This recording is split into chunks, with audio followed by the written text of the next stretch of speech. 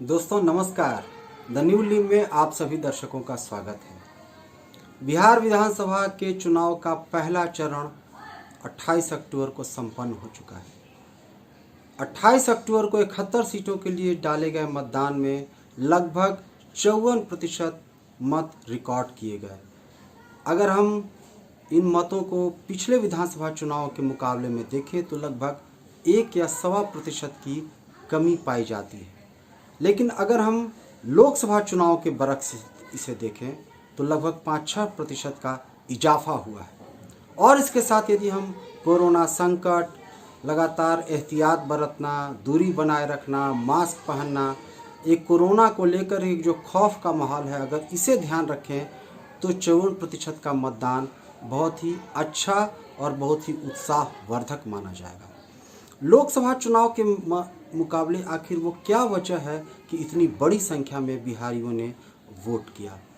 लगाम विश्लेषकों और राजनीतिक टिप्पणीकारों की नज़र में ये लोगों का इतनी बड़ी संख्या में आना एक बदलाव का सूचक है, एक परिवर्तन का संकेत है। जैसा कि आपको पता है कि बिहार में 2 गठबंधनों के एक दूसरे के खिलाफ खड़े हैं। राष्ट्रीय जनतांत्रिक गठबंधन जिसका नेतृत्व नीतीश कुमार कर रहे हैं, और दूसरा महागठबंधन जिसमें राजद, कांग्रेस और वामपंथी दल हैं, जिसका नेतृत्व अभी तत्काल तेजस्वी यादव के हाथों में है। दोस्तों, जो बात विभिन्न लगातार रिपोर्टें आ रही हैं अलग अलग इलाकों, अलग अलग समूहों से, उससे पता चलता है कि सबसे ज़्यादा मतदान बांका जिले में हुए, जहां लगभग 60% से थोड़ा कम, और सबसे कम मतदान मुंगेर में 47% रिकॉर्ड किया गया है।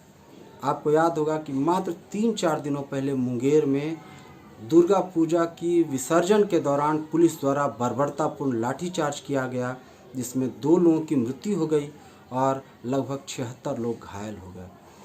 बिहार के चुनाव में जो सबसे खास बात, लगभग हर लोगों ने इसे पकड़ने की कोशिश की है कि समाज के हर समूह, हर वर्ग, हर जाति में एक बदलाव की आकांक्षा साफ साफ परिलक्षित हो रही है।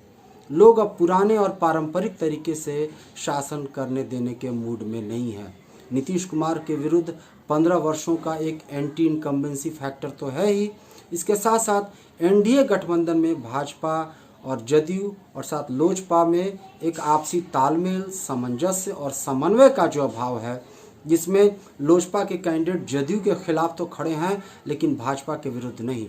इसने एक ज़मीनी स्तर पर एक ऐसा परसेप्शन क्रिएट किया जिसमें लोगों को लगा कि राष्ट्रीय जनतांत्रिक गठबंधन एक अस्थिर, एक अनस्टेबल कोएलिशन है, जबकि दूसरी तरफ महागठबंधन बहुत ही ज़मीनी स्तर पर आपसी तालमेल के साथ बहुत एकजुट और इकट्ठा होकर चुनाव लड़ता रहा है। और जिस तरह से तेजस्वी यादव और कन्हैया कुमार की सभाओं में अपार भीड़ उमड़ी, उसने लोगों के मन में जो बदलाव की चाहत थी उसको अभिव्यक्त किया। जबकि दूसरी ओर नीतीश कुमार और यहाँ तक कि प्रधानमंत्री नरेंद्र मोदी की सभाओं में भी जो भीड़ आई, उसमें उत्साह की कमी थी, उसमें ऊर्जा का अभाव देखा गया। दोस्तों, इसके पहले चुनावों की जो मोमेंटम है, जो तैयारी है, रैलियों और प्रदर्शनों के ठीक पहले जो ओपिनियन पोल आ रहे थे, उसमें ये बताया जा रहा था कि एनडीए गठबंधन अगर लोकसभा चुनाव के जातीय आंकड़ों को ध्यान में रखकर महागठबंधन के मुकाबले काफ़ी आगे था, बल्कि कई ओपिनियंस पोल ने बिहार में कोई लड़ाई ही न होने की बात की। नीतीश कुमार के प्रति विकल्प है उसके न होने का तर्क गढ़ा। लेकिन परिवर्तन की चाहत तमाम जातिगत और सामाजिक समीकरणों को ध्वस्त करती हुई नजर आती है।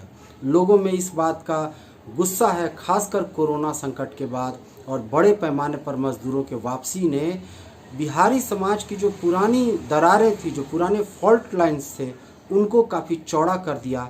और यही वो वजह है जो नीतीश कुमार के खिलाफ एक लहर की तरह दिखाई दे रहा है। आप बिहार के गांव में जाएंगे तो एक कहावत आपको कई जगह सुनने को मिलेगी कि पान का पत्ता और राजसत्ता दोनों बदलते रहना चाहिए। पटना से अनिश अंकुर।